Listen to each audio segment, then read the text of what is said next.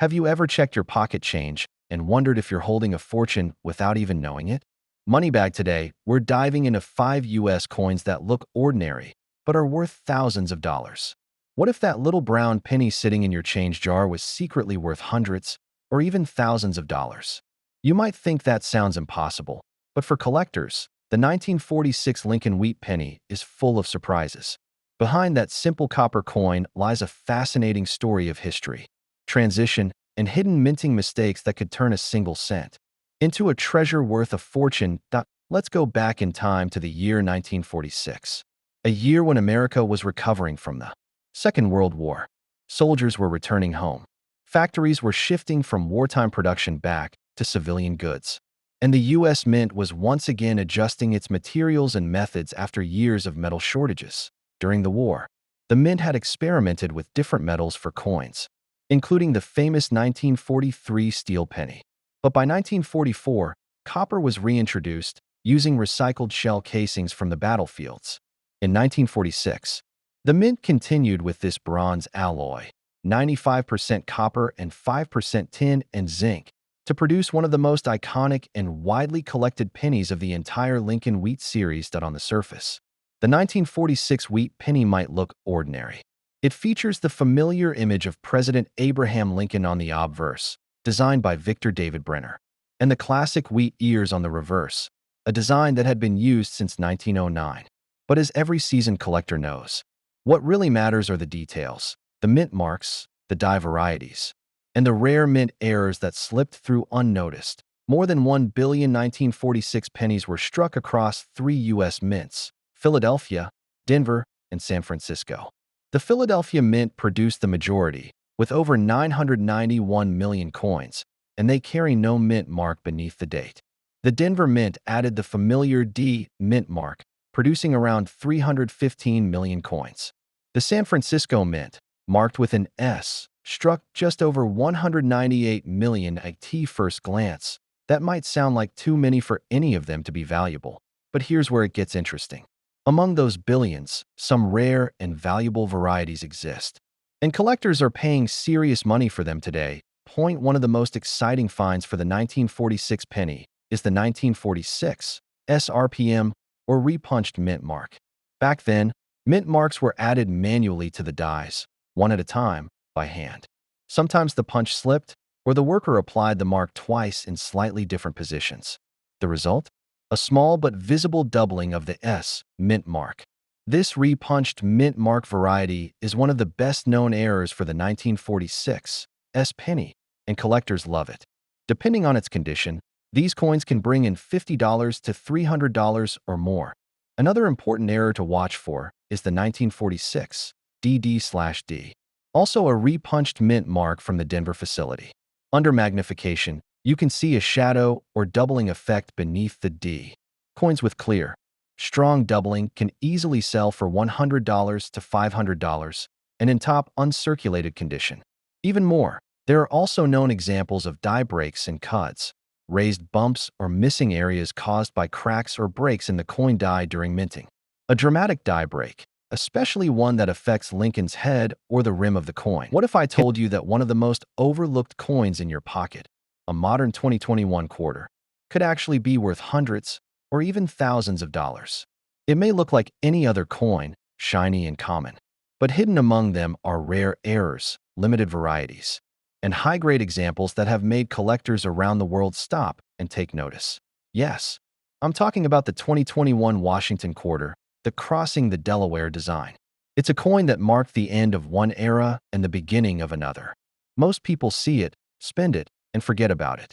But coin collectors know there's much more beneath the surface. Let's take a closer look at why this seemingly ordinary quarter has become such a big deal among collectors, and how one might be sitting unnoticed in your change right now. The year 2021 was a transition point in the Washington quarter series. For more than 20 years, from 1999 to 2020, we saw the state quarters and the America the Beautiful series, each featuring a new reverse design celebrating states, parks, and landmarks. But in 2021, the U.S. Mint released a single, special design before moving to the new American Women Quarters program. This one-year-only issue paid tribute to General George Washington's historic moment crossing the Delaware River during the Revolutionary War on the night of December 25, 1776, that on the obverse. The coin features the familiar portrait of George Washington by John Flanagan, the same design used since 1932. But the reverse is what makes it stand out. Designed by Benjamin Sowards and sculpted by Michael Gaudioso, it shows Washington in full military uniform, standing tall at the bow of a boat, sword drawn, leading his troops through icy waters. Around him are the inscriptions United States of America, E pluribus unum, $quarter, and the words crossing the Delaware. It's a powerful and heroic design, a return to classic artistry, and because it was minted for just 1 year, it instantly became a collector's favorite. But the real excitement lies in the details, the rare varieties, errors, and condition grades that can turn an ordinary quarter into a valuable treasure. Let's start with the basics. The 2021 Crossing the Delaware quarter was struck at 3 mints: Philadelphia, no mint mark; Denver, D mint mark; and San Francisco, S mint mark. Billions were made for circulation at the first 2 mints, but the San Francisco coins were mainly for collectors in special proof sets. Even with such a high mintage, some examples have become surprisingly valuable because of unique mint errors or exceptional condition. One of the most talked about varieties is the 2021 P. Drooling George error. It gets its nickname because of a small die chip under Washington's mouth that looks like a drop of saliva. It's funny, but collectors love these kinds of things, and depending on how large and clear the chip is, this coin can sell from $30 up to $250 or more in top condition. Another interesting variety is the die crack through the hat or forehead on the obverse. Some of these show strong raised lines that make Washington appear to have a deep scar or line across his face. Minor cracks might fetch $10 to $20, but dramatic ones can sell for $50 to $150. Especially if they're certified by PCGS or NGC. One of the biggest finds in this series is the major die break on the reverse, often appearing near the boat or Washington's arm. These larger die breaks, also known as cuds, can be worth anywhere from $100 to $500, depending on how dramatic the break is. Then there's the struck-through grease error, where parts of the design appear weak or missing, especially around the word Liberty or the mint mark. These can range from $50 to over $200 depending on how much of the design. If your coin looks stunning, consider sending it to a reputable grading service like PCGS, Professional Coin Grading Service, or NGC, Numismatic Guarantee Company. A graded coin carries certified authenticity and can be worth significantly more than an ungraded one. Now, let's take a look at some real auction examples to see how much these coins can actually sell for. A 1981 D. Washington quarter graded MS, 68 sold for $2,585 at a heritage auction. A 1981 P quarter in MS, 67. Red label PCGS holder went for $875. And even a 1981 S-type 2-proof graded PR 70 deep cameo fetched nearly $200, simply because of its flawless strike and rarity. It's amazing to think how much these tiny details can change a coin's value from a few cents to thousands of dollars. But where can you find these valuable 1981 quarters today? Believe it or not, you still can. If you know where to look, start by coin roll hunting. Go to your local bank and ask for rolls of quarters. Carefully check each one under good lighting. You might not find silver coins anymore, but you can definitely spot older designs and error coins that slip through unnoticed. Next, check old coin jars or family change collections. Many people set aside coins decades ago and forgot about them.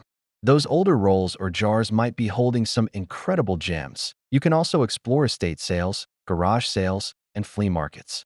Sometimes, older coin albums or jars are sold off cheaply, and you could uncover a high-grade or error 1981 quarter mixed in. If you want to go deeper, join online coin communities or forums. Collectors often share their discoveries and post pictures of rare errors, which can help you recognize valuable traits when you see them. But most importantly, handle your finds carefully. Never clean your coins, no matter how dull they look. Cleaning can destroy their natural surfaces and dramatically lower their value. If you find a potentially valuable 1981 quarter, Hold it by the edges, avoid fingerprints, and store it in a soft plastic flip or holder. Now, let's pause and reflect on why coins like the 1981 quarter continue to capture collectors' hearts. It's not just about money. It's about history. Every quarter carries a piece of the past. Every scratch, tone, and mark tells a story. The 1981 quarter was minted during a time of change. America was entering a new decade. Technology was evolving, and the mint was preparing for upcoming design changes that would lead, eventually, to the state quarters era 2 decades later. When you hold a 1981 Washington quarter, you're holding a small piece of that transition, a coin that has seen decades of circulation, countless hands, and the passage of time itself. And maybe, just maybe, your coin has a secret. A misaligned strike, a double die, a flawless surface, something unique that transforms it from common change into a collector's treasure. So, next time you get a handful of quarters back as change, don't just toss them into a jar. Take a closer look, because one of those ordinary coins might just be worth a small fortune. The 1981 Washington quarter is a reminder that sometimes the most valuable things are the ones hiding in plain sight. If you enjoyed this journey through the fascinating story of the 1981 quarter, make sure to like this video, subscribe to the channel, and turn on notifications so you never miss another story of hidden treasures, rare finds, and the incredible world of coins. Because here, every coin has a story to tell, and the next one you discover could be worth far more than you ever imagined. What if the spare change sitting in your pocket right now held a hidden treasure? Imagine pulling out an ordinary 1993 Washington quarter, something you've seen 1,000 times, only to realize it's worth hundreds or even thousands of dollars. That it sounds unbelievable, but it's true. Some of the 1993 quarters minted by the U.S. Mint hide rare errors, exceptional conditions, and varieties that collectors will pay big money for. And the most exciting part? Many of these valuable coins are still out there, circulating quietly in pockets, cash registers, and coin jars, just waiting to be found. Today, we're diving deep into the story of the 1993 Washington quarter-dollar coin, how it came to be, what makes it unique, and which versions are worth far more than face value. The Washington quarter is one of the most iconic coins in American history. It first appeared in 1932, designed by sculptor John Flanagan to honor the 200th anniversary of George Washington's birth. The design featured Washington's portrait on the front and a majestic eagle on the back, a look that lasted for decades. By 1993, the quarter had already gone through several important changes. The metal composition had shifted in 1965 from 90% silver to a copper-nickel-clad alloy, a mix designed to reduce costs and save silver for industrial and investment purposes. But even without silver, these later quarters can still carry incredible value for one simple reason: minting errors and rarity in condition. Let's start with the basics. In 1993, quarters were minted at 3 different facilities: Philadelphia, Denver, and San Francisco. You can tell where your coin was made by checking the small mint mark on the obverse side of the coin, just to the right of Washington's ponytail. A P stands for Philadelphia, a D for Denver, and an S for San Francisco. Philadelphia produced over 639 million quarters that year, Denver over 626 million, and San Francisco around 3.3 million proof coins made specifically for collectors. At first glance, that sounds like a lot, and it is. But as every collector knows, high mintage doesn't mean low value. What matters is condition, strike quality, and whether your coin has any unique minting errors or varieties. So let's explore the rare types and errors that can make your 1993 quarter worth serious money. Point: one of the most valuable and visually striking errors found on 1993 quarters is the off-center strike. This happens when the coin blank, called a planchet, isn't properly centered between the dies when struck. Depending on how far off the strike is, these errors can range in value from $50 for minor misalignments to well over $500 or more for extreme off-centers, especially if the date, 1993, remains fully visible. Another desirable minting error is the double die, particularly on the obverse or front of the coin. This type of error occurs when the die itself shifts slightly during the creation process, leaving a faint but noticeable doubling in certain areas of the design. On the 1993 quarter, doubling can appear on Washington's eye, the word liberty, or the motto, in God we trust. A strong double die can sell from $100 to over $1,000, depending on clarity and condition. Then there's the clipped planchet error, where a small curved section of metal is missing from the edge of the coin, almost as if someone took a small bite out of it. These coins are usually worth between $30 and $150, but a clean, dramatic clip with a visible mint mark and date can sell. What if the next penny you pick up off the ground was worth more than you could imagine? Yes, that small, copper coin that most people pass by without a second glance could actually be hiding a secret worth hundreds, or even thousands of dollars. Today, we're diving deep into the story of the 1954 Lincoln Wheat penny, one of the last coins of its kind. Minted in a time when America was changing fast. A penny that seems ordinary, until you look a little closer. So, sit back, relax, and let's explore why this tiny piece of copper could be a treasure waiting right in your pocket change. The year was 1954. Dwight D. Eisenhower sat in the White House. The United States was booming after World War II, and coins like the Lincoln Wheat penny were still part of daily life. You could buy a cup of coffee for 5 cents, a candy bar for a penny, and kids across America carried these little wheat-backed coins in their pockets. But this particular year, the penny was about to become more than just spare change. The 1954 wheat penny marks one of the final chapters of an era.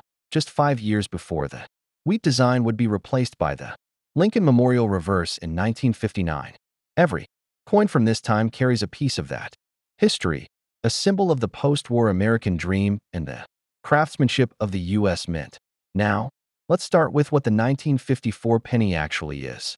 It's made of 95% copper and 5% tin and zinc, weighing 3.11 grams. It measures 19 millimeters across, the same as a modern penny, but unlike today's coins. Its color and shine come from pure copper, not zinc-coated metal. On the front, we have Abraham Lincoln, designed by Victor David Brenner, his iconic portrait facing right. And on the back, those two wheat stalks framing 1 cent and United States of America. Simple, elegant, and deeply American. In 1954, the penny was struck at 3 different U.S. mints: Philadelphia, Denver, and San Francisco. Each produced millions of coins, but not all are created equal. And depending on where your penny came from, its value could range from almost nothing